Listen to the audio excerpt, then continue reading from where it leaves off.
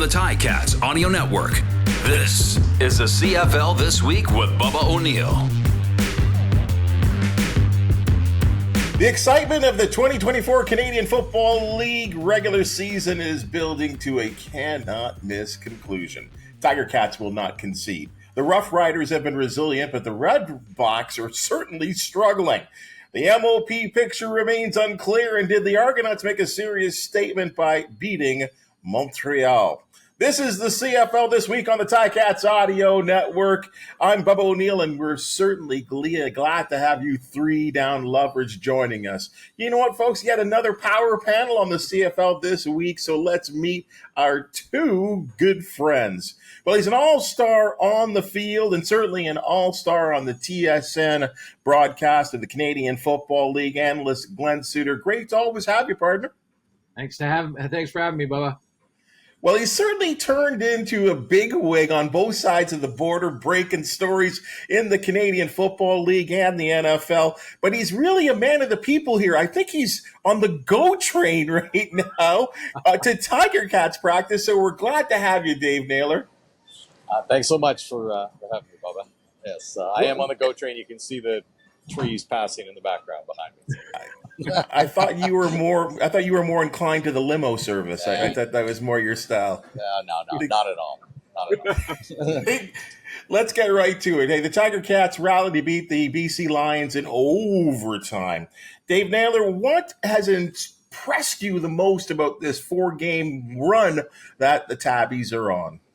Well, it's hard to get past Bo Levi Mitchell's success, and particularly, adapting to what Scott Milanovich wanted him to do, which was, not force the ball down the field, ball security as a priority, less gunslinger, more game-winning quarterback, and that's what we've seen.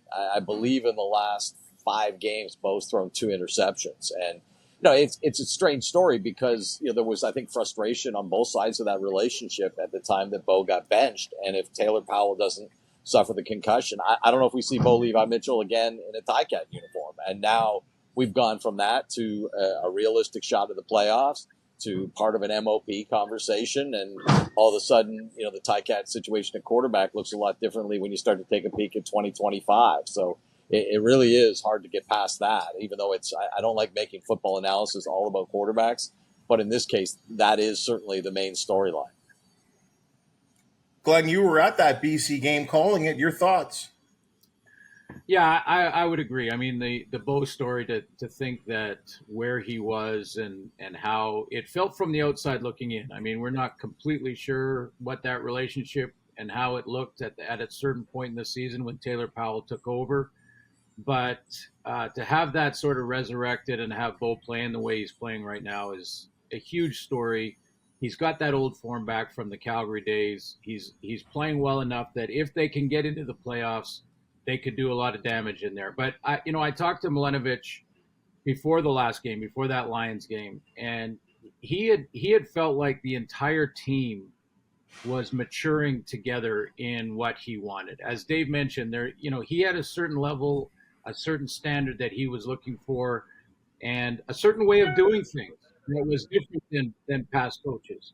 And it took the team a little while to get there. And remember, at the beginning of the season, Tim White had his issues, and it was like, oh, that's you're never going to see that again because he's such a good player. But, they had a lot of that going on too. So there was some unusual occurrences early in the season that you just don't see normally from veteran players. And then Bo turning it around. So I think all of that is part of this Hamilton story. I think one of the things we always have to be aware of in the CFL is in a league that has a fair amount of player turnover in the offseason, and Hamilton had a lot this year, and a new head coach, and relatively short period of training camp, 2 preseason games. When you judge teams in the first month of the season, they're still evaluating. They're still settling players into role, and I think you have no better example than that when you see Friday night. The 2 hottest teams in the CFL are playing Friday night in Hamilton. They were collectively 0-8 to begin the season, right? And here they are now, hitting their stride. And again, I think, different issues in Winnipeg than Hamilton, but a bit of the sort of the same principle that if you you don't have a great training camp and you have some injuries, Winnipeg's case where injuries thrown into it. But this is a tough league to really make harsh judgments and final judgments on teams in the first 4 weeks of a season. Well, the Tiger Cats are doing everything to not talk about playoffs. They're really taking that one game at a time approach, which seems to be working. But, we as fans can certainly look at things here. And I'm not going to ask you that question about playoffs, but I will say this, guys. Have you seen a turnaround on a team like this? I can't remember a team that have, released or fired their defensive coordinator and their special teams coordinator all in mid-season and had a turnaround like this, Glenn. Yeah, I guess we always sort of cite that Lions team, how many years ago that was, where they were 0-5, I believe, to start the season. But you look at this year as unusual. First of all, how jam-packed the standings are, especially in the West Division. How basically every team is still alive. I don't think any team has been eliminated, and with a realistic chance to still make it. And really no separation between first. I mean, Winnipeg is starting to do that now a little bit, but between first and last in the West is really tight. So, it's unusual. And every team this year, especially in the West Division, has gone through a losing streak. They've gone through a time when they've lost 4 in a row or 5 in a row. So, it's going to go right down to the wire. Good for every sort of fan base to say, hey, my team's still alive.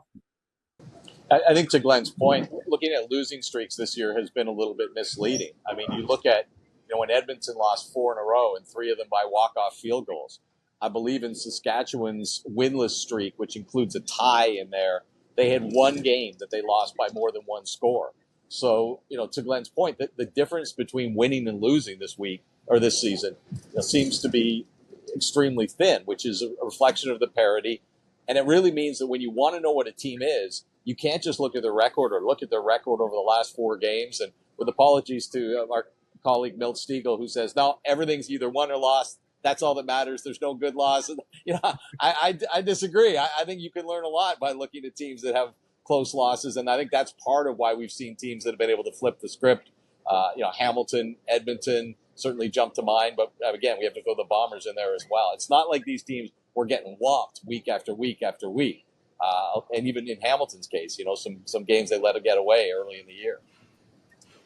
Glenn, I mean, obviously, because you're a defensive guy, I ask you this. To be quite honest, and I won't say the players, certainly not the organization, but there was a lot of Tiger Cat fans that when Chris Jones was hired, they were like, what? Why? He's made an immediate impact on that defense, and you saw it, especially in that second half in Vancouver.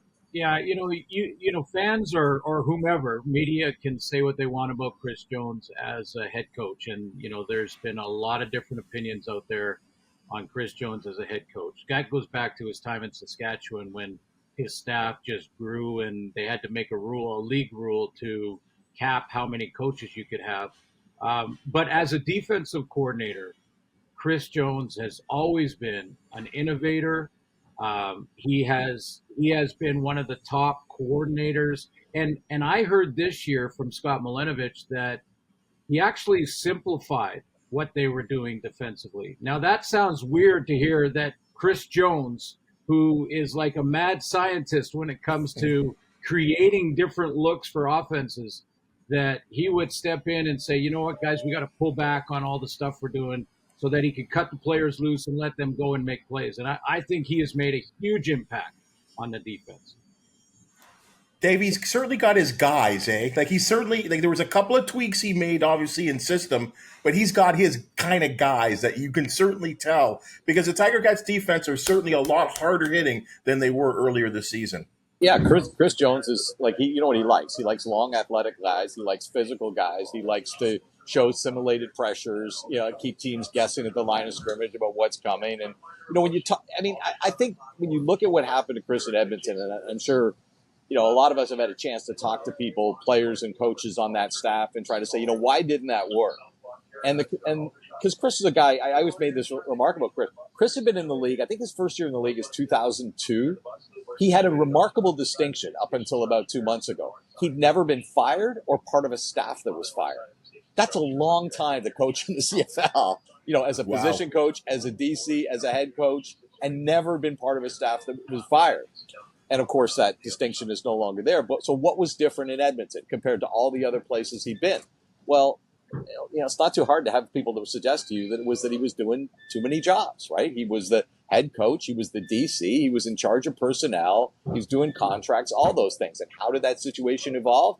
Because the Edmonton franchise fired a coach and a GM with 2 years each remaining on their contracts and boxed themselves in to the point that they couldn't hire somebody to do each of those jobs. And in a weird way, Chris became the favorite for that job because he actually had the skill set and the resume to say, hey, I can do all of that. But I think it's beyond anyone in today's game to be able to wear that many hats. And when you put Chris Jones out of that environment, put him on the defensive side of the ball, let him find his guys, as you say, Bubba, and coach them up, you're going to get the kind of results you're getting now in Hamilton. Well, Bubba, also, there's many that I think, to Dave's point, that Dave Dickinson is sort of going through that same, difficult situation of having all the different jobs, trying to deal with personnel while he's putting together a game plan for the upcoming opponent. And, I think there's many in Calgary that think some of the Stampeders' struggle is because Dave Dickinson has too many jobs. Guys, I bring this up because I know you guys, like myself, we're mature CFL guys. We have friends that are officials, so I think we can bring this up respectfully here. Glenn, because you were on the broadcast, it's been a talked about thing, especially in Tigertown. The overtime PI call reversal on Ronald Kent Jr. on Brandon O'Leary Orange, which set up Lee Trey for the 1-yard touchdown run and the eventual win for the Tiger Cats. You did not agree with that overturn. I guess I'll ask you why. Yeah, a lot to unpack here, but basically I know there were a bunch of Hamilton fans that thought I was cheering for the Lions, and certainly that's not the case. But what I was, what I didn't like was that the command center got involved. And I know that the hand on the shoulder pads from Ronald Kent on O'Leary Orange was the indicator to most fans that, well, that's obvious, that's clear and obvious. But what we didn't see was O'Leary Orange's other hand, which was him pushing off of Kent to get that elevation so that he could jump. There were about 2 feet below he was in the air by about 2 feet. So my concern is not the flag. My concern was that when that went to the command center, which it automatically would with a score, I was concerned that they didn't have and live up to their mandate and their which has been updated over the last 2 or 3 weeks to say that it has to be clear and obvious that a mistake was made before the command center will get involved. The command center got involved in that, changed the play, and basically determined the outcome when I'm not sure they could tell whether or not Ronald Kent actually pulled O'Leary Orange down or not. I think they could see his hand. They didn't consider the other hand, and we couldn't tell if he actually pulled. The guys on the field could tell, and they said there was no penalty. So had that been a penalty flag thrown on the field and the command center overturn it the opposite way, I still would have a problem with the command center getting involved there. I have a real concern that they are still getting too involved in the game, and they're starting to, even in Saskatchewan, they started to create a penalty, which we can't go down this road. It's got to be corrected. Can I just ask you quickly, Glenn, when it first happened, did you think it was a PI? No, when it first happened, I didn't, because I didn't see the hand at first. The hand was why the question was made. But again, I'll give you an example. So a fan saying, yeah, so once the hand is there, that's automatic, right? That means that it had to be pass interference, but it's not. If a guy runs a dig or a curl route and a DB puts his hands around the back of a receiver and then knocks the ball down, but doesn't turn or twist or impede the receiver, he's allowed to have his hand there. So he's just basically guiding the fact that he's got his hand close to the receiver. He doesn't want to lose contact with him, but he can't turn him. He can't twist him. It's the same principle. Ronald Kent could have his hand there. He can't pull him down. There's a difference there. The guys on the field could determine that. The guys in the command center looking at video could not. That's my problem with that. Not that the call was made one way or another on the field, but that the command center got involved, changed the call, and basically decided the outcome of the game. We would have gone to a second overtime possibly. Dave, your thoughts? Well, I think one of the things that's come up with the command center, besides the whole idea of, is it really clear and obvious, which is, I think, an important distinction, is also that, and Glen could speak to this better than I have because I've, never strapped on a helmet and been in a game. But every game sometimes evolves with its own standard within it, with the officials, right? Where from one game to another, it can be a little bit different. And if the command center is not down on the field among the officials and seeing that and having that communicated to them by the officials as it would be within the crew, it just leaves another room for them to intervene without, being a little bit tone deaf on what's going on down there, right? And just by the nature of what they do. And that's why the league, I think, was, those two factors, both the absence of the clear and obvious standard, that being blurred, and the fact that every game does have its own standard. And that's what players want, right? Players want just consistency, that, hey, what was being called early in the game is being called late in the game. And if command center decides to weigh in on those things at any point in the game, they aren't assured of being in sync with the standard for that game. And I think that's the other concern there. And, it's just, I think we've all kind of evolved, and media, players, coaches, and saying we would rather live with a little bit of margin of human error than have this game officiated off a screen. And I'll quote Dwayne Ford, who has a line he trots out on air many times, and I think it's apropos, and that is, when they start playing the game in slow motion, we can officiate the game in slow motion, right? Nobody wants to be splitting frames of whether a guy got there before the ball. That's not football. That's not the game. And no one wants to see it go in that direction.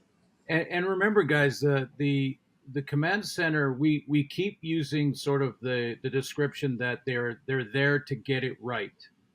And the problem is that's not really accurate.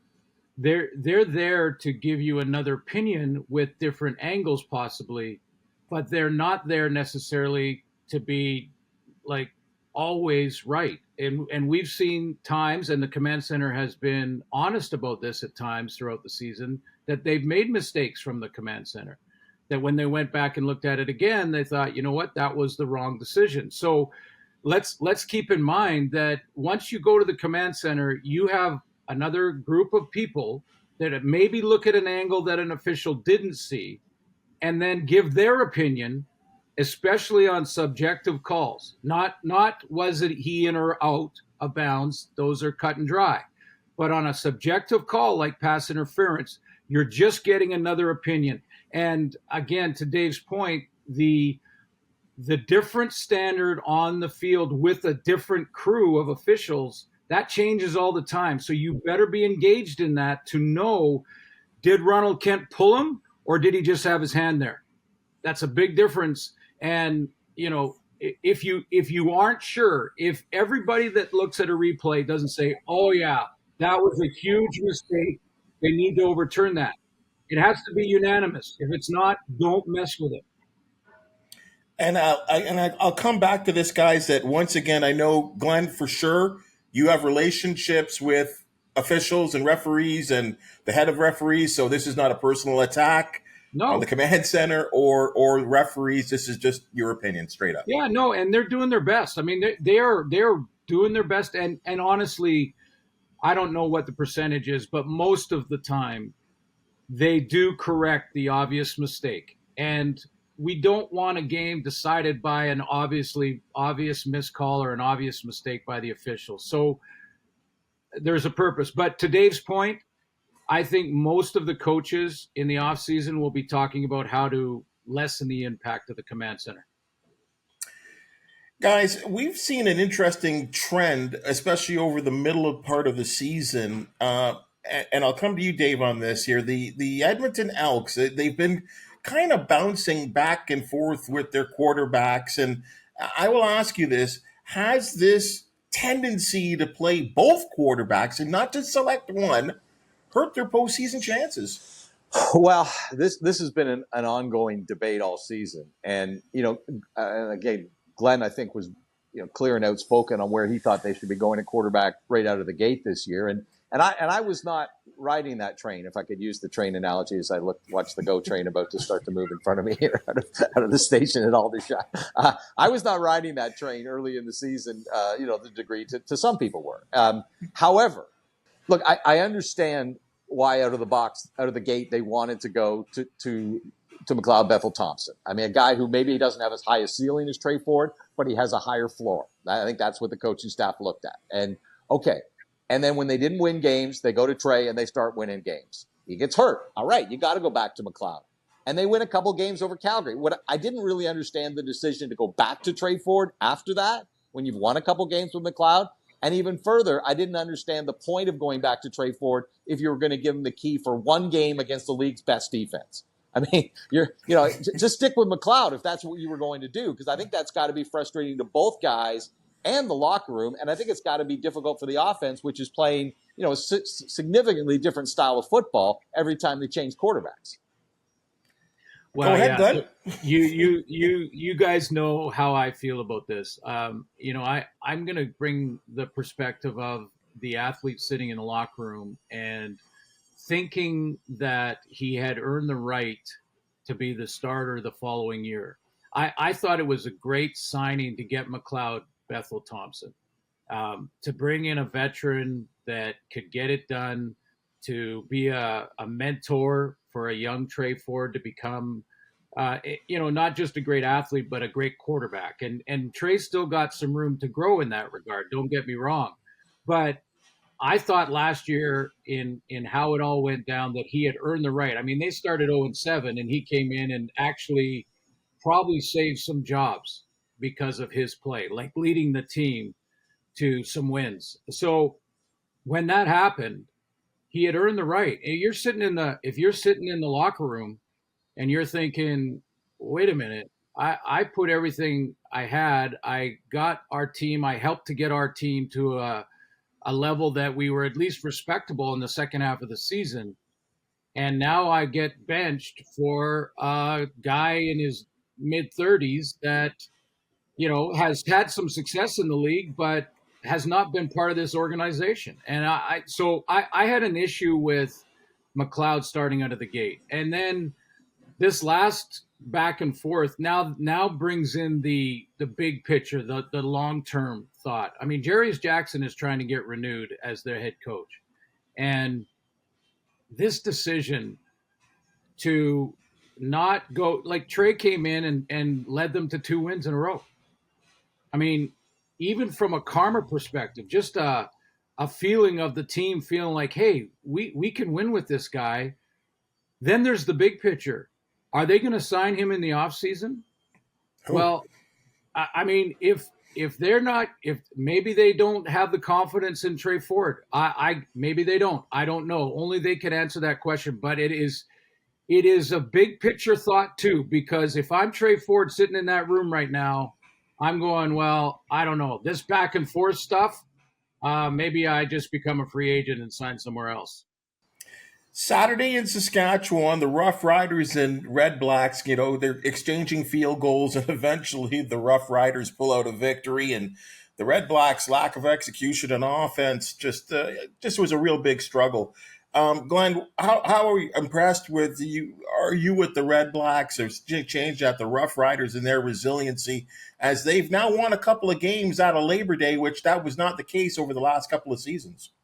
Yeah, I think how Dave described it at the beginning of the show here, that there's so much parity in the league right now that a team can one week look like they are Grey Cup champion favorites, and the next week look like they probably won't make the playoffs by their performance. And I think it has a lot to do with the team they're playing at the time and them winning those battles at the time. That was a field goal fest that the Riders needed to win as bad or maybe more than Ottawa did.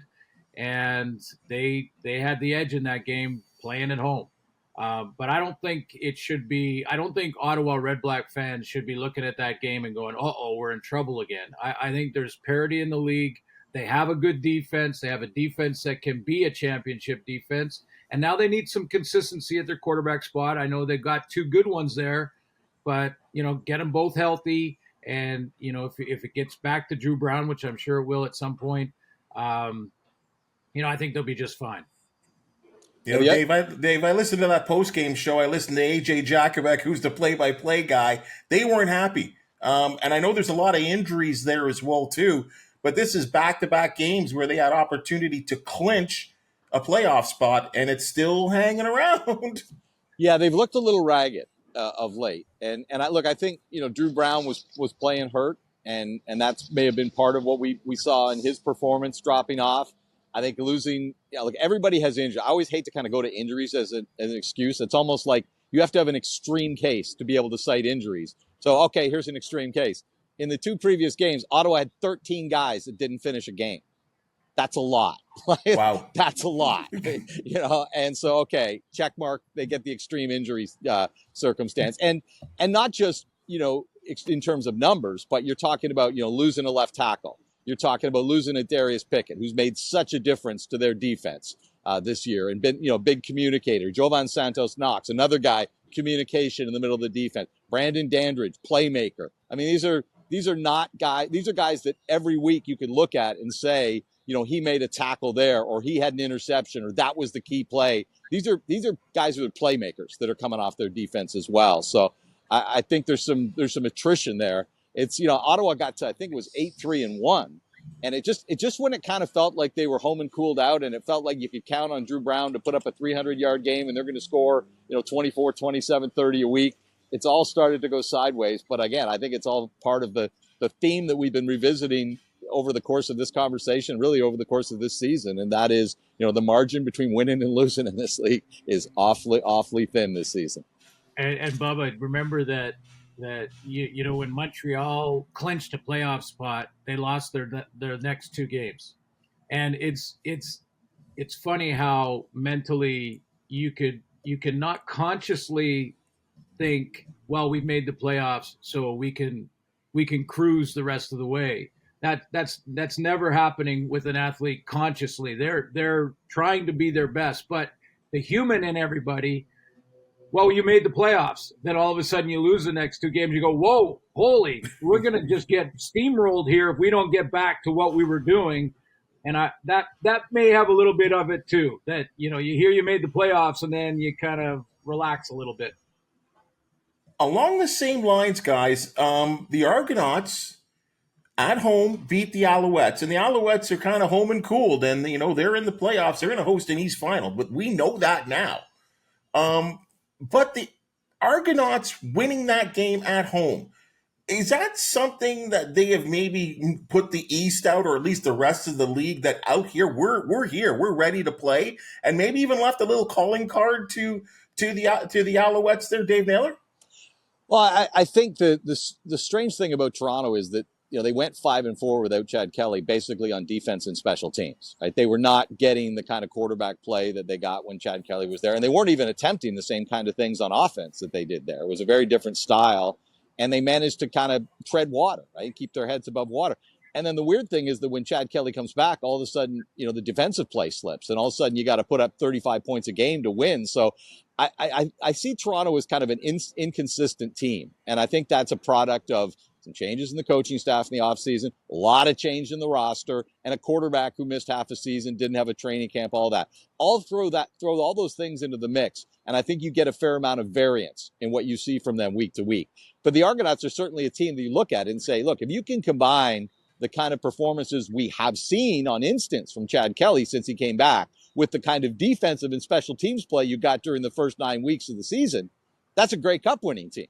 But can it all come together, and can they do it consistently down the stretch? Because they're going to have to win a couple of playoff games and to get into a Grey Cup. And I just, the thing that would the argument against Toronto kind of as a threat is, show me 3 games they've played consistently well in a row all season. I don't think we've seen it. Right? And that doesn't mean it can't happen at the end of the year, but consistency and variance, I think, seem to be an issue with this team. It's funny because, when I watched the Argos, when Chad Kelly returned, they didn't have Wynton McManus. So at the beginning of the year, when, as Dave mentioned, their defense was playing so well, McManus was the leader of that group. and they lost him, and then they lost some of the games. And I think he was a big reason that without him in there, it's a different defense from an attitude point of view. But having said that, first of all, the Ticats look at this and say, hey, we swept Toronto and they beat Montreal. We just need to get in the dance. That's all we need to do somehow, because we can beat any team in the league. Toronto beating Montreal, when back in the day, we used to think if we could beat Doug Flutie's Calgary Stampeders, we can be a championship team. And I think Montreal has become that team. If you feel like you can beat them, if you can handle their defense and all their different looks and all the different things that they like to do and Noel Thorpe throws at you, then it gives you great confidence. Having said that, again, games are so close and so tight. At the end of the day, it's only going to matter who's the best on those playoff days. And it doesn't matter if you finish third or first. Well, and Montreal's another great example of that whole don't just judge a team by the record, but it's kind of in reverse of what we were talking about earlier. Like when they had that streak and they'd won, 18 out of 19, and look at the number of games they won in blowouts. Not very many. Look at the number of games they won by one score. A lot. In fact, at one point in the year, I think it was when they were 9-1 or so, or maybe even been like 11-1. They had 3 of their wins were comebacks from double-digit deficits. So it's they're very good at winning football, but I don't think other teams looked at them and said, well, these guys are just out of reach. It wasn't like the sort of Mark Trestman, Anthony Calvillo in his prime era Alouettes where they just beat people by 30 points every week and then nobody could keep up with them. The record was actually better than those teams or as good as those teams, but the gap between them and everybody else has been pretty marginal. And I think that the attrition at receiver, losing Tyson Philpott, massive. And really, if you look at Cody Fajardo's performance, like I thought before he went away with the hamstring injury, I thought he was the best player in the league, and I thought he was playing the best football he'd played in his career. And when you looked at the metrics compared to the year that he was the Western nominee for MOP out of Saskatchewan, he was playing better football than that, statistically. But since he's come back, he's averaging about 225 yards a game. They've lost a couple, won one, have a tie. He's not living up to the standard that he set early in the season. So again, I think it's just another thing that makes Montreal beatable for those teams in the East when they look at it. It's crazy because I kind of feel like Davis Alexander in his 3-game stint has played better than Cody Fajardo has. Tough to make, tough to judge when you're just coming in and nobody knows what you do and what you do well and what you don't do well. And you need to get a little bit of video on guys and then you can make some adjustments accordingly. But and I think Dave makes a great point when talking about Montreal about Philpott. I mean, that not only what he brought when he got the ball in his hands, but they built their offense with him as one of the primary guys. Those fly sweeps, second down plays designed for Philpott. And without him, now they have to figure it out. Yeah, and Bub, I got to be honest, I was part of a number of conversations when Cody came back and people suggested to me they should play Davis. I said, this guy's like 15-1 in his last 16 starts, right? Like, are we really talking about benching him? I know. Are we really talking about benching him? Come on. Come on. He was fun though. It was an interesting 3 games. It really was, especially that win in Saskatchewan. Hey, I think he can be a very hot commodity on the offseason market this year. No question. He's going to be the Drew Brown of this year. I think there's no question. Yeah. Winnipeg at Hamilton. Calgary at BC, Edmonton hosts Saskatchewan. Mr. Glen Suitor. I know you were probably in the mix somewhere there, but the game of the week is. Yeah, I'm going to be in BC and then in Edmonton. So those are my games this weekend. But the teams that are on the brink, those are the big games. I mean, the teams that if they don't win are basically done. And I don't know if we've figured that out mathematically yet. Dave may know that. But if Edmonton loses, it's pretty much a done deal, I think, for them. And, Hamilton has a chance to still cross over if I'm, correct me if I'm wrong. Yeah. So, those games are the biggest ones. I mean, when we're in that area right now where you win or you're still alive, or you lose and you're basically done. And I think those are the biggest games. Calgary and Edmonton, their seasons are on the line. Yeah, I really like the Winnipeg Hamilton matchup just because of those two teams coming in hot. Hamilton's won 4 in a row. Winnipeg's won 7 in a row. Hamilton scratching to try to get back into this playoff picture and keep this thing in their one game at a time mantra. And Winnipeg, looky who's at the top of the West Division. I mean, look, it should have been 8 in a row if they kicked a field goal against Toronto in that game they lost, 16, the game that went to overtime and then missed a field goal in overtime. So, we shouldn't be surprised, but it's incredible to think that, now they got a tough schedule to finish. They got at Hamilton, then they got Toronto, and they got Montreal. So it's no cakewalk to the finish line here for Winnipeg. But if they can nail down first place, it's like all of a sudden, you blink, and the Winnipeg Blue Bombers are 1 win at home away from playing in their 5th consecutive Grey Cup, which we have not seen in more than 40 years. Like, that's the Hugh Campbell, Warren Moon era Edmonton teams that went to 5 straight Grey Cups and won them all. But I mean, that, in today's era of free agency, I think that's a heck of an accomplishment. And when you think that it just, I did a segment on this for SportsCenter this week, just about how, all of a sudden you look at it and you're like, once they get first place nailed down, they're 1 win away from being in their 5th consecutive Grey Cup. And that's an amazing accomplishment. And, Zach Collaros goes out and throws 6 touchdown passes last week in a season where he threw 9 all season, and I don't know what to say about that, but it's happened at the wrong time for the rest of the teams in the division. And you look at the season Brady Oliveira's had. I mean, look at what he was doing the first month of the season when they were 0-4, and look what he's done since. The consistency that he's brought, and has done it in a year where Zach is not throwing for 5,000 yards. Zach is not throwing 30 touchdowns. So I think you have to view his season in that context as well, and looking forward to seeing what he does Friday night against Hamilton to keep his run of big games going. Well, he's an MOP candidate in my book anyway. No question. Yeah, and to start the season, he was hurt. So he missed training camp basically and wasn't quite right. In fact, I think he missed a game early on. But, that Winnipeg story is so interesting because of the culture that's been built there. And I say it all the time, and I know other fan bases get tired of it. But that's, to me, the key, because they've gone through lots of changes too. They lost one of their best offensive tackles in the offseason. They've changed their receiving core. They've gone through tons of injuries. They haven't had Dalton Schoen all year long, and yet they're figuring out ways. Their defense has become championship level over the last month and a half.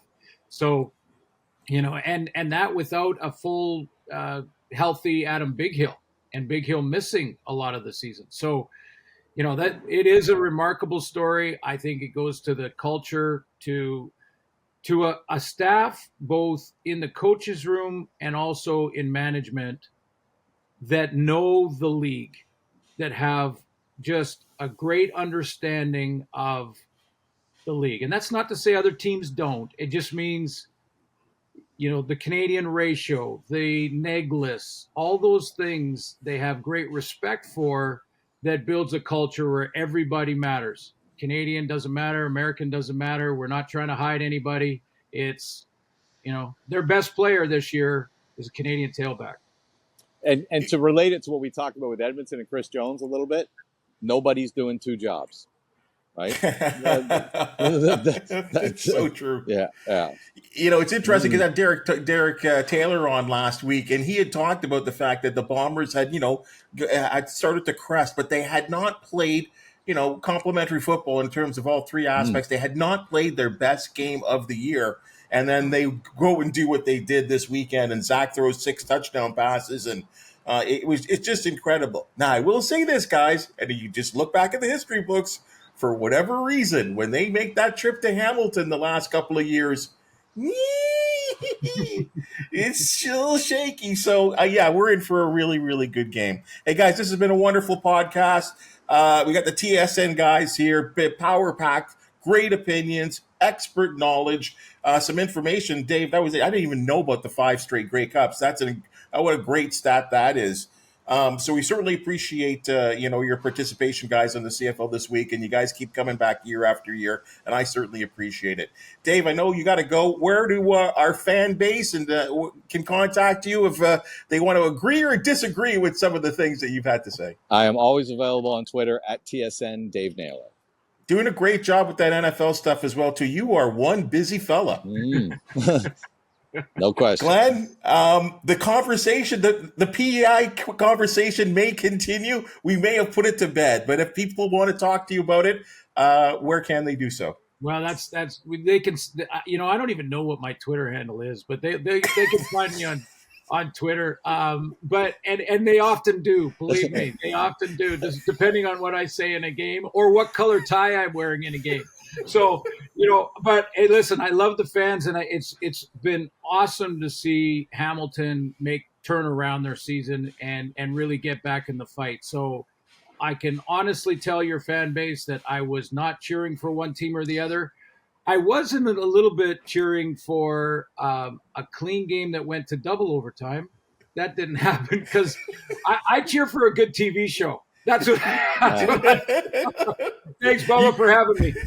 You've officially changed now, Glenn. You officially went full media. Hey, folks, a reminder, the Ticats Audio Network is where you want to be for the Tiger Cats push to the postseason. All kinds of daily content on the build-up to game day at Tim Hortons Field on Friday night, and we'll have you all primed before kickoff. Party starts 5:30. The Black and Gold meeting the Blue Bombers on the Ticats Audio Network. Once again, Dave Naylor, Glen Suitor, thank you so much for being our guest on the CFL this week. Folks, join us again next week. We'll break it all down, and hopefully we're still talking playoffs in terms of the Tiger Cats. Enjoy the weekend of games. I'm Bubba O'Neil for the CFL this week on the Ticats Audio Network.